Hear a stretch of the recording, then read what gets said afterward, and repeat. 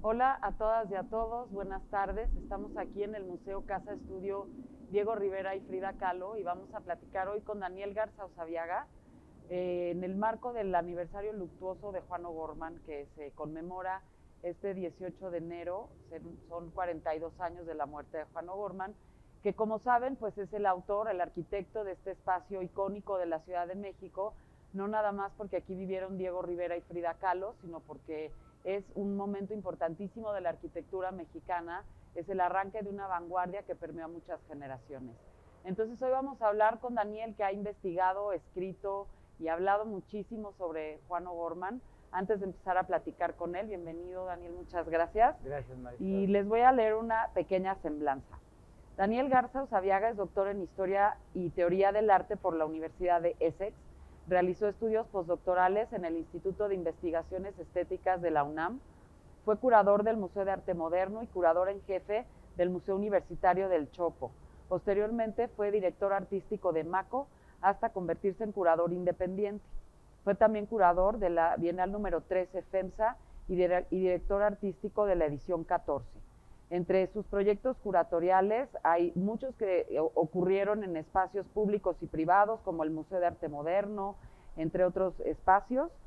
Y es autor del libro Matías Geritz y la arquitectura emocional, una revisión crítica, un libro de 2012.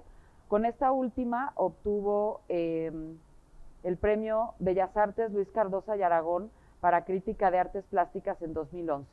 En 2018 publicó El Gran Malentendido, Wolfgang Palen en México y el surrealismo disidente de la revista DIN. Actualmente es beneficiario del Sistema Nacional de Creadores de Arte 2021, del Sistema de Apoyos para la Creación y Proyectos Culturales. Pues muchas gracias, Daniel, por estar acá con nosotros. Gracias. Pues mira, queríamos invitarte y platicar aquí contigo como para tener una visión general de O'Gorman. Una de las cosas que estábamos revisando del trabajo que has escrito sobre él es una aproximación que a mí me parece muy interesante, que es justamente ver a O'Gorman y su trabajo como algo integrado, no necesariamente ver por un lado al pintor y por el otro lado al arquitecto. Y me gustaría nada más que nos hablaras brevemente de cómo es que ves tú justamente esa necesidad de ver el trabajo del integrado.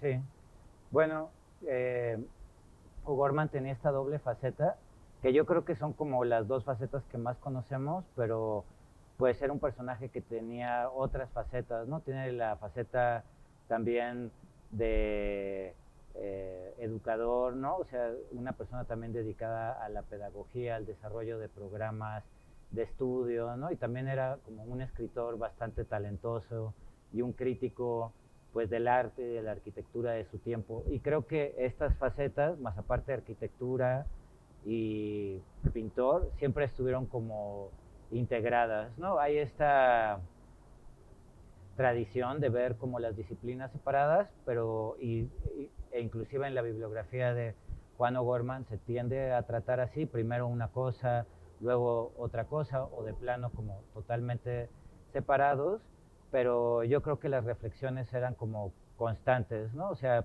en el periodo funcionalista, pues hay muchas obras que hacen referencia a esa arquitectura funcionalista, al diseño urbano, a la ciudad, ¿no? En el periodo que está más preocupado por arquitectura orgánica, ¿no? También hay como el desarrollo de los murales de piedra, ¿no? Que también tiene que ver, pues, con este arraigo con el paisaje y utilizar materiales naturales para el desarrollo de trabajos artísticos. Entonces creo que siempre estuvo integrado y sería pues interesante que se le viera así, ¿no? De esta manera. Muy bien. Como también para, a lo mejor quien conoce menos el trabajo de O'Gorman o quien se ha acercado como a los textos básicos de Juan O'Gorman, solemos siempre hablar de las grandes influencias de O'Gorman, por ejemplo, en el caso de el periodo en donde practica el funcionalismo, a Le Corbusier. Y lo mismo pasa con su trabajo pictórico, pero creo yo que es como mucho más, es un personaje que tiene muchas más referencias, que concibe el arte de forma como más global o menos inscrito necesariamente o en el propio funcionalismo o de los principios básicos de Le Corbusier, Y en la pintura igual, no es fácil inscribirlo en la corriente de la escuela, ya no se dice, pero de la Escuela Mexicana de Pintura. ¿Tú cuáles crees que sean como más o menos el ecosistema ideológico, visual, etcétera, que rodea a O'Gorman en su trabajo, más o menos a grandes rasgos, porque su trayectoria pues es de muchos años? Sí, pues creo que es muy vasto. De nueva cuenta, como que se tiende a reducir las referencias, ¿no? Digamos, en la arquitectura, en el periodo funcionalista, pues generalmente se piensa en Le Corbusier, y en el periodo de arquitectura orgánica en Frank Lloyd Wright, ¿no? O sea, como que se tienden a reducir esos referentes, pero creo que son muchísimo más amplios, ¿no? Tanto en la arquitectura como en la pintura, ¿no? Creo que O'Gorman también siempre fue un personaje que nunca estuvo como cómodo con categorizaciones y que se le viera como limitado o reducido a una categoría o a un grupo. Creo que también por eso pues no se afilió ni formó parte de muchos colectivos de artistas o de políticos. O sea, sí hubo, pero no tantos, ¿no? Entonces, por ejemplo, en la parte de este momento funcionalista, pues obviamente Le Corbusier sí es una influencia, ¿no? Y es evidente, pero también, no sé, hay toda esta arquitectura constructivista internacional, ¿no? Que heredaba mucho de las lecciones rusas de los años 10 y 20. Entonces creo que como que hay varias de esas cosas en la arquitectura de O'Gorman.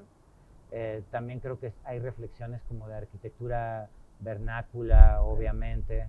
Posteriormente, en el periodo orgánico, pues iba a estar Frank Lloyd Wright, pero pues él también, y lo manifestó de manera abierta, pues este gusto por la arquitectura Art Nouveau de Gaudí, ¿no? O la arquitectura un poco espontánea y autodidacta de personajes como Ferdinand Cheval o Simón Rodia, ¿no? Que pues inclusive conoció en Los Ángeles las Torres Watts y se fotografió ahí, ¿no? Él en los años 50, en algún momento de los años 50.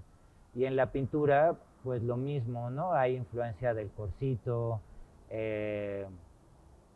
estos detalles así muy enloquecidos, ¿no? De su pintura, creo que se le deben mucho a él, ¿no? Como de como trabajo muy minucioso, pero también pues creo que hay una influencia del surrealismo, ¿no? En estas imágenes ambiguas, sobre todo en la época como tardía. ¿Y cómo crees que a Juan O'Gorman le ha ido como con la crítica? No me refiero nada más a la crítica en medios impresos, sino su relación con el gremio, con sus gremios, porque bueno, no nada más fue con los arquitectos, con el gremio, los pintores en el mundo intelectual en su momento, pero años después. Yo tengo la impresión de que hay una especie como de interés renovado en O'Gorman, pero que sí hay un periodo en el que no está tan presente como en la Escuela de la Arquitectura, por ejemplo, o en la Escuela de la Gran Pintura Mexicana. ¿Lo ves así? Sí, sí, o sea, creo que durante su vida pues hubo varios momentos, y hubo momentos muy afortunados como críticos y otros que no fueron tan afortunados, ¿no? Él también se retrajo, ¿no? Por ejemplo, de su carrera arquitectónica, como que después de su periodo funcionalista, pues tiene una postura muy crítica hacia el negocio de la arquitectura, el negocio de bienes raíces, y se repliega, ¿no? De esa profesión, se dedica más a pintar, se dedica más a la parte educativa también en ese momento, y eso creo que como que hace que se pierda un poco en el escenario como arquitectónico, ¿no? En general. En pintura, pues, o sea, creo que también tendió a ser encasillado, ¿no? Y también por cuestiones políticas, igual tampoco se le puso atención, o sea, no es una de las personas que figure, por ejemplo, en estas exposiciones diplomáticas de los años 50, 60 y décadas, ¿no? Como que es una figura que no está muy contemplada ahí, ¿no? Y también como que en estas décadas no recibe muchas comisiones públicas. Entonces creo que por simpatías, por ejemplo, hacia Trotsky, pues se le deja también un poco de lado. Es una carrera como un poco accidentada en ese sentido, ¿no? Y creo que hay unas décadas, en los años 90, donde está como totalmente olvidado, ¿no? Y eso hasta el siglo XXI, de que se empieza como a revalorar de nuevo su trabajo. ¿Y a qué ¿no? se deberá eso? Pues, o sea, creo que, o sea, tiene una sensibilidad ecológica, una conciencia ecológica muy aguda, ¿no? Que se manifiesta ya desde la casa Cueva. la casa Cueva, ¿no? Su casa estudio en la avenida San Jerónimo, ¿no? Años 50, años 60, eh, que es pues algo muy importante en este siglo XXI, ¿no? Y esa conciencia ecológica también está en sus pinturas apocalípticas, ¿no? Donde habla del deterioro ambiental y las consecuencias de lo que él llamaba la maravillosa civilización, ¿no? Esta civilización industrial capitalista.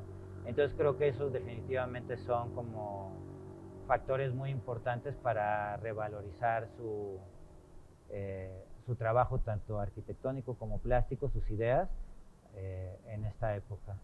Y hablando también de su pintura, ahí platicábamos hace rato como la importancia o el importante texto que es su autobiografía.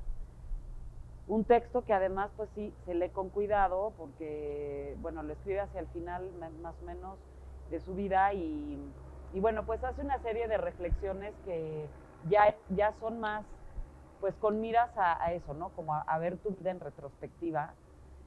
Pero hablábamos de lo interesante que es en el caso de O'Gorman tener como el autorretrato y la autobiografía.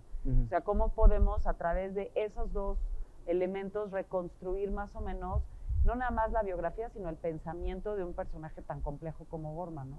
Sí, sí, pues la autobiografía es muy interesante porque como mencionas, hay cuestiones que sí se pueden corroborar, pero hay otras como muy ficcionalizadas que pues creo que también dan indicios de cosas que le interesaban, aunque no son de, o sea, como que las utiliza para hablar de aspectos de su vida que de otra forma sería difícil, ¿no? Por ejemplo, hay un momento donde habla de este romance que sostiene, creo que menciona que es una bailarina anarquista, ¿no? Ajá. Que probablemente sí existió y todo, pero creo que a lo que bien se puede referir es como a su propio enamoramiento durante una época, digamos, yo digo que hacia los años 30, a finales de los 30, estaba como él también interesado en el anarquismo, ¿no? Y en ciertos autores que menciona también en ciertos textos, ¿no? Pues el manifiesto que redacta aquí Trotsky con Breton y con Rivera es un manifiesto que en términos artísticos se puede leer como un manifiesto anarquista, Claro. ¿no? Que es como siempre sobre la experimentación plástica. Entonces creo que ese momento donde él habla de este amorío con esta bailarina anarquista, igual es más sobre su propio amorío con el anarquismo, Claro. ¿no? También tiene partes, pues, problemáticas, ¿no? O que pueden como desconcertar cuando escribe esto, que es un momento en el que está pues afiliado al PRI, ¿no? Y como que pues no tiene una postura crítica hacia esa conformación política hacia finales de los años 60, sí, principios de los 70, que es muy problemático. Entonces como que tampoco, o sea, no hay esa parte como crítica de su parte que puede desconcertar a varios, ¿no? Entonces creo que es un personaje bien como polifacético, ¿no? Y eso se ve, por ejemplo, en su autorretrato múltiple, ¿no? Y cómo no hay, o sea, el autorretrato múltiple creo que es una obra bien elocuente de cómo no hay un ángulo preciso para ver O'Gorman, sino siempre como estas facetas como múltiples. Y en su pintura siempre va a aparecer, ¿no? Inclusive en ese cuadro, que es una de sus últimas pinturas, de nuestra maravillosa civilización, que es parte de la colección de la Academia de las Artes, ¿no? Que en el centro hay como este ser humano como crucificado. Ajá. Y ya es un señor de edad, ¿no? Como canoso y barbón. Ese para mí también es como un autorretrato de O'Gorman, ¿no? Como que siempre está escondido ahí, muchas veces sosteniendo escritos que reflejan mucho como su pensamiento en esa época, ¿no? O sea, como también como va apareciendo en sus pinturas, en sus murales, y va regalando estas como textos o fragmentos que él mismo redacta, pues habla mucho de cómo va cambiando él y su pensamiento a lo largo del tiempo. Y luego él se vuelve muy crítico, muy autocrítico, ¿no? Él, por ejemplo, reniega un poco del funcionalismo ya al final de su vida, como que encuentra que era una vanguardia o una corriente que pues había sido un poco como impuesta y que era, no dialogaba como con el espíritu del arte mexicano. No recuerdo bien cómo son las palabras, cómo lo describe, pero él al final se vuelve muy, muy crítico de sí mismo, ¿no? Sí, sí, ya al final, o sea, por ejemplo, este episodio con la arquitectura funcionalista, pues sí hay una crítica como a la imposición sobre todo de otro modelo europeo, ¿no? Sí. O sea, como que se da cuenta como que cayó en una trampa como... Es chistoso porque cuando es el periodo funcionalista, él está criticando la arquitectura neocolonial como una, pues sí, justo como una imposición colonial o la supervivencia de un modelo colonial. Y luego él se da cuenta que la arquitectura funcionalista pues también era un poco eso, ¿no? Y que no respondía, por ejemplo, al paisaje de este continente. Por eso el modelo de Frank Lloyd Wright le parece tan atractivo, porque responde muy bien al paisaje y a la geografía americana, ¿no? O sea, tanto como su escala, su desplante en el terreno, la manera en la que utiliza pues el material local, ¿no? Y aprovecha lo mejor. Y también creo que también, o sea, se vuelve como crítico, pues de su participación en todo ese engranaje como industrial, ¿no? Capitalista de principios de siglo. Sí, sí, porque además a él le toca pues vivir como a muchos de su generación, son una generación que les toca un México prerevolucionario muy chiquitos que probablemente no se acuerdan, pero todo el proyecto ideológico de la revolución y la institucionalización, y luego como un poco les toca ver a quienes vivieron muchos años, les toca ver lo que ocurrió con esa institucionalización. Entonces, no me extraña, por ejemplo, en la última entrevista en el documental de Alfredo Robert, que él hable pues, de una especie de perversión del mundo del arte a partir de la lógica del mercado, porque él pues era un hombre de izquierda que por supuesto se oponía a entrar en esa lógica. ¿Tú cómo ves que hoy se revisa, o sea, cómo coincide o cómo encaja con el mundo de hoy el trabajo o el pensamiento de O'Gorman? ¿Lo ves vigente o encuentras como diálogos entre el mundo contemporáneo y su pensamiento? Sí, sí, sí es bien interesante lo que platicas, ¿no? Porque sí es parte de esa generación y él es un caso bien emblemático como de esa forma de pensar, ¿no? Donde empiezan, o sea, como que mucho del trabajo temprano, o sea, es como motivado por una serie de ideales, ¿no? Ideales políticos, ideales sociales, ¿no? Y es en verdad como una concepción utópica del trabajo, ¿no? Voy a hacer escuelas, voy a hacer esto, voy a hacer lo otro, como para abonar como ese sentido como utópico revolucionario, ¿no? Y como va pasando el tiempo, pues hay esta institucionalización y luego de esa institucionalización pues viene como casi como la perversión y el derrumbe de esos ideales, ¿no? Creo que ahí también se vuelve bien crítico y como que trabaja desde un pesimismo como muy exacerbado. O sea, un poco todas esas pinturas todas esas pinturas apocalípticas, pues son bien pesimistas, pero las está pintando en los años 60 y 70, casi como para alertar a futuras generaciones, a su generación y a futuras, de que si no se corrige el rumbo del planeta, este es como el futuro, ¿no? Así es. Que es un poco donde nos encontramos ahorita. Y ahí pues sí creo que el trabajo de O'Gorman es bien válido revisarlo ahorita, ¿no? Tanto como por este sentido anticipatorio de estas obras, pero también pues como su visión un poco de una arquitectura que está como reconciliada, ¿no? Su última arquitectura, ¿no? Que buscaba una arquitectura que estuviera reconciliada con la tradición, con el paisaje, con el entorno, ¿no? Y que no fuera una arquitectura de explotación, ¿no?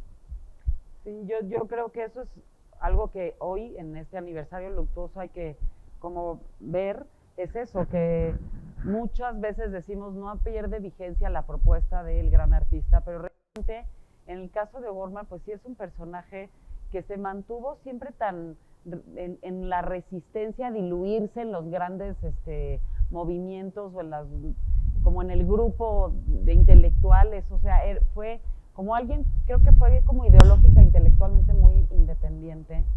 Y hoy que estamos en plena rehabilitación de este espacio que se termina, bueno, empieza él en 1928-29 a hacer la casa O'Gorman y después construye esta que termina más o menos en el 34.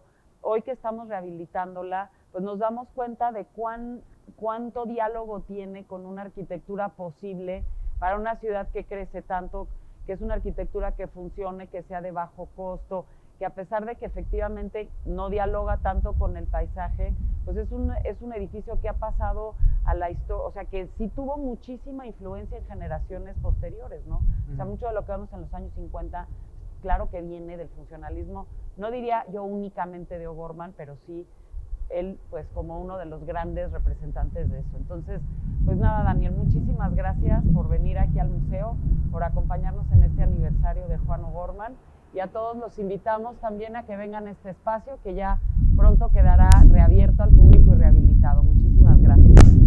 Gracias.